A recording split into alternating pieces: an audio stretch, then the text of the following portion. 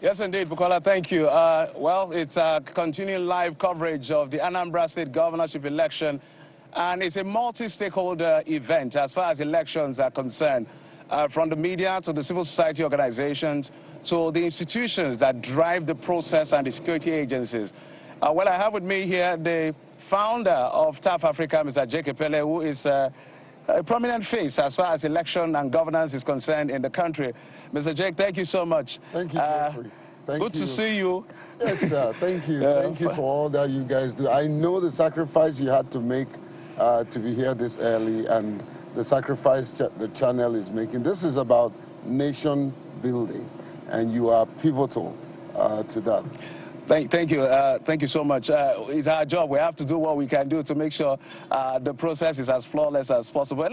Let's begin with an assessment. You've been here, I guess, maybe 48 hours or so? No, I've been here. Well, my team arrived 2 weeks ago. I came in on Thursday, precisely. But I'm constantly in touch with all segments of this electoral process. Well, there are a few things we want to look at first. My colleagues had asked me, and I want to throw that question to you. In terms of given the level of voter apathy in the country and the record of 2021, which was about 10% in terms of voter turnout, which was not an impressive number, from your interactions and the reports you're getting, are you seeing any form of excitement, enthusiasm in that sense by the people? Because that in itself affects outcome, whether or not the people will turn out to vote for the candidates of their choice. Well, Jeffrey, my concern has always been the trust deficit. And that trust deficit is almost like a burden of proof on INEC. It's making rounds that some people believe that, hey, why go out to vote? My vote will not count, you know. And so there is a likelihood that if we see a significant increase from the 10% of last experience, it might not be much. I heard you when you were trying to that there's likely to be 20%, and that would be and we can clap and celebrate that there's a reasonable increase. But I am not too certain, and don't misunderstand me. I'm not pessimistic. I'm very optimistic. My job in where I work is to make sure that there is a decrease in voter apathy. But from the look of things, the feeling is, let me stay in my house. I don't know what we have. Now, I'm not saying that to endorse that. I'm saying that Anambra people, you have a chance to elect the person that will lead you. If you stay at home and assume that your vote will not count, then your vote had not counted. And at the end of the day, they will vote the wrong person. And that's the reason why everyone that is within the vicinity of Anambra State should come out. Everyone that is eligible, though, should come out and participate in this election. We want to see increase. We want to ensure that the good work that everyone is doing, channel, everyone, the civil society, we want to ensure that there is dividend on the efforts that we are putting in the process. So definitely, hopefully, there will be some significant increase. 20%? Yes. I don't know. Well, that's a projection by CSOs like yourself, and we're hopeful. It's just a projection. Yes. It could be less, it could be more, it could be exact. From what we are seeing this is more of a psychological warfare as far as elections are concerned, where people just don't feel that their vote counts. And that's why we're here to say that just do your best, because it's a civic responsibility. But let's talk about the thing maybe can be able to measure. The police have said 45,000 persons have been deployed in terms of personnel, led by Mr. Shogunle.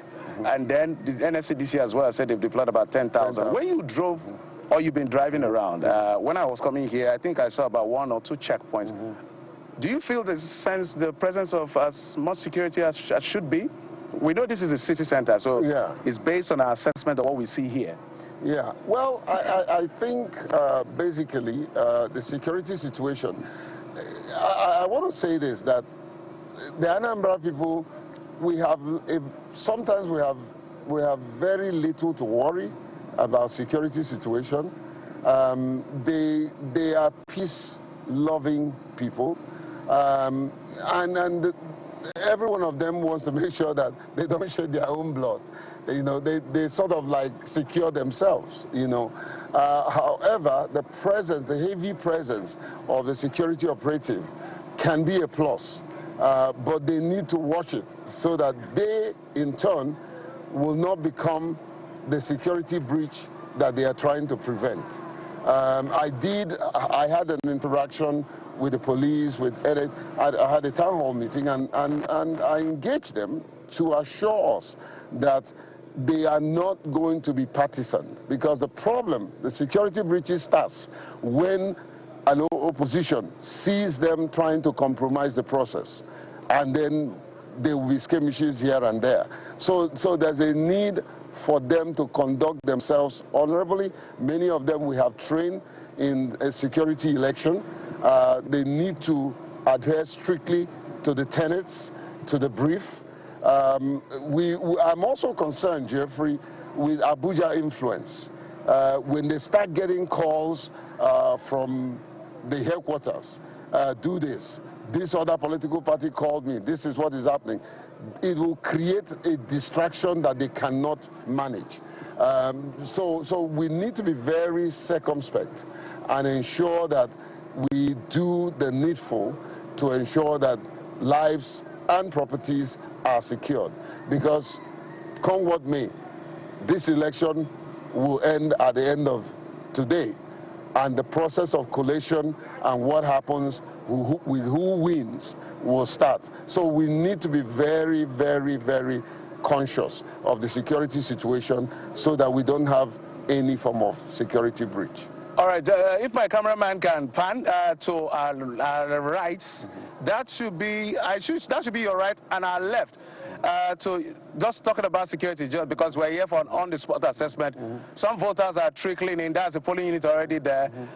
We can see security presence in certain parts of the well. We're expecting their own security. Yeah. This is our own security. Yeah. So we're seeing that people have started trickling in bits. So there's still more expectation as to people turning up as early as possible. But I just wanted to show, can show the polling booths and the officials of INEC. We've seen the very first. We understand there are 3 polling units here, 001, 002, and 003. At some point, I'm going to walk down to that place to give a clear assessment of what is expected of them as well as the voter. And we're going to work with them to also educate new voters on what exactly is expected of them, because it's not like flying for the first time. You may not be familiar with the activities of the airport. So new voters may not be sure what to do. Our job is to educate right here on Channels Television on what they're expected to do and what the officials are expected to do. I think I can see another one to the extreme, but the camera may not be able to pan. So it's a big expanse right here in the community school, Anambra, in Okas South local government area. This is Ward 1. Coming back to you, I just need to establish all of that, because it leads to my next question. Expectation. I know that CSOs have said neutrality is key when it comes to security agencies. Let's talk about INEC. How prepared have you seen INEC been for this particular election? It's an off-cycle election, so everything should have been in place. Well, Jeffrey, let's also give credit to the security operatives. Yes. When we got here, before 7 or at 7 on the dot, I turned and looked at the other way, and I saw the presence of the police, which is commendable, you know, because these polling units will not function except they are there. So it was a good thing that they arrived before we started seeing INEC arrival. And so that is a good development. But that's only one one polling unit. We don't know what is happening elsewhere, hopefully. But then, in terms of your question, INEC preparation, we've been working with INEC. There's an impressive development that I experienced personally. And unknown to a lot of people, we were having some challenges getting INEC to adhere to Section 54, subsection 1 and 2, specifically sign language interpreters deployment. Yes, I know you're passionate about that. Yes, but yeah, but so for the first time, INEC there were mixed feelings. They were like, oh well, we don't know whether we will allow you to deploy because of volatility of the place and all that. And thank God that I insisted, and Commissioner May was one person who is a lawyer. So I said, okay, let's do the interpretation of Section 54, subsection 1 and 2, specifically 2, and just oppose it to their regulation. And then the feeler was like, oh, look, the regulation, INEC regulation is what we're working with. I said, no, where the law is superior to your regulation. So in terms of their preparedness, we walked through and our checklist to ensure that INEC 1 will deploy on time. Because sometimes people say, oh, well, TAF is focused on inclusivity. If we don't have a credible election, if we don't have a credible process, if the election will not start on time, there will be no inclusivity.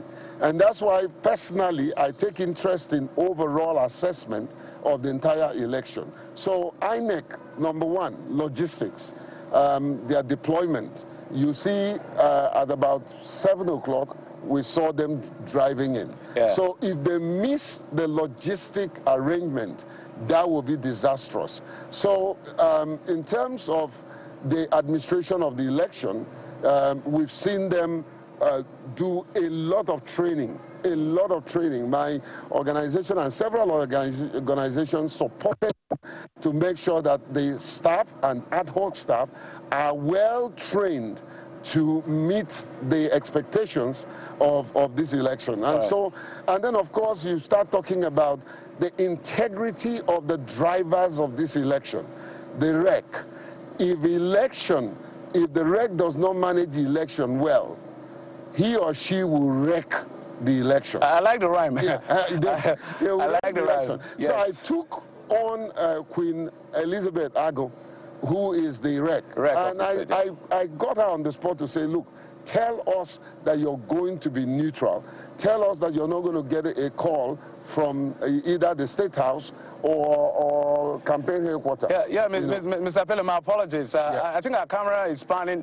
We just wanted to establish that at least in Ward 1, where we have 3 polling units, I understand 3 polling units, but I can see just 2 polling units already deployed about an hour before voting starts. So that's a good thing. That's a good development yes. Because early deployment is critical to early voting, and that speaks to the efficiency of the system. As we say, this is just at this particular location, and nature is very kind to us. A lot of vitamin D from nature to us. For you. Yes, not for you, yes, for you, yes. So we can see the officials, NYSC members, already deployed their materials, their booths, their ballot box, and all the things they are required to use for this particular exercise, meaning that in the next few moments, they will just be seated. We'll walk up to them and have a conversation with them if they are comfortable with that, so that now it's a question of waiting for the voters. This place is quite populated from my understanding. So before we go on the break, Mr. Epelle, let's talk about what the CSO assessment will be in terms of what you consider let's talk about TAF Africa and the CSOs now. What would be success for you? Well, we have a number of pillars that we are using to assess in general terms this election. Number one, like I said, is opening, the early deployment. Early deployment is important because it will douse tension. Once they start coming late and the people are queuing, everybody wants to vote and step aside. You know, there's all kinds of issues. So early deployment is what we're looking at.